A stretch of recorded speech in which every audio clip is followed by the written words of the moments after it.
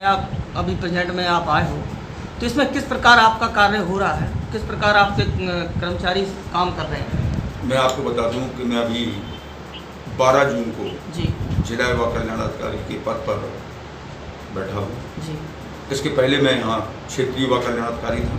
जी बैठने के साथ ही सबसे पहला जो हमारा लक्ष्य था, जी जनपद में 818 जवान पंजीकृत थे, जिन्हें रोजगार देना इस वैश्विक महामारी में हमारा प्रथम लक्ष्य रहा। शासन स्तर से मेरे बैठने के बाद ही 250 जवानों की ड्यूटियां थाने और ट्रैफिक ड्यूटी में ली गई, जिससे लगभग सभी लड़कों को रोजगार प्राप्त हुआ है। ये पहली उपलब्धि मैंने बैठने के बाद प्राप्त की है। तो सर आगे का प्लान क्या है? उनको किस प्रकार आप उनकी सेवाएं आप देते रहोगे? उनकी उच्च सेवाएं थानों में, ट्रैफिक में और कोविड में जहां भी आवश्यकता होती है, उच्च अधिकारियों के निर्देश में जैसे हमें निर्देश प्राप्त होते हैं, उसी के हिसाब से पीआरडी जवानों का डिप्लॉयमेंट विभाग द्वारा किया जाता है।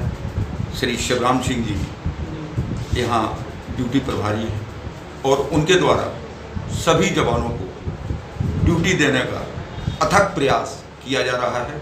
इसके अलावा कैंट एरिया में ड्यूटियाँ और भी अन्य ड्यूटियाँ जो गैर विभागीय हैं, उनको भी हम ले रहे हैं और ड्यूटियाँ कराते हैं। पीआरडी जवानों को देखा जाए वेतन बहुत कम है, उनको अस्थायी रूप से क्या है आपका राय, उनको किस प्रकार उनकी वेतन बढ़ेगी? इस संबंध में मैं सिर्फ इतना कहना चाहूँगा कि जब से योगी जी की सरकार आई है, बहुत ही अच्छा काम विभाग में हुआ है। अभी हाल ही में उनका वेतन बढ़ा के 375 रुपये कर दिया गया है। आगे भी बढ़ाने के लिए शासन स्तर पर कार्रवाई हो रही है। इसके पहले विभाग शून्य स्थिति में था, कभी इतना बजट जनपद को या पूरे उत्तर प्रदेश के जनपदों को कभी प्राप्त नहीं हुआ।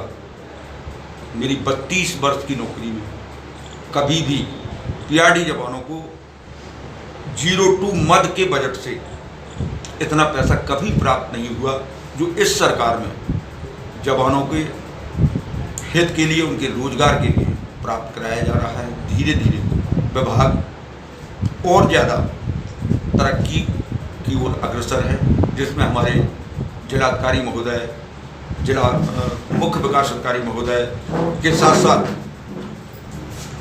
प्रदेश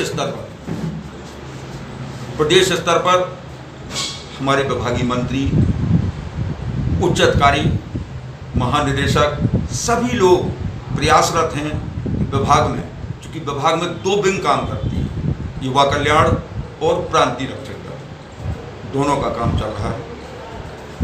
और अभी संभव हो सकता है, क्योंकि युवाओं का योगदान देश में लेने के लिए ही युवा कल्याण विभाग सृजित किया गया, जिसमें खेलकूद,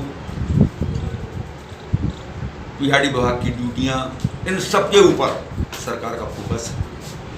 जितना अच्छे तरीके से विभाग को आज संरक्षण मिल रहा है, मैं ये कहना चाहूँगा कि अगर वर्षों पहले ये संरक्षण मिला होता तो विभाग बहुत आगे होता।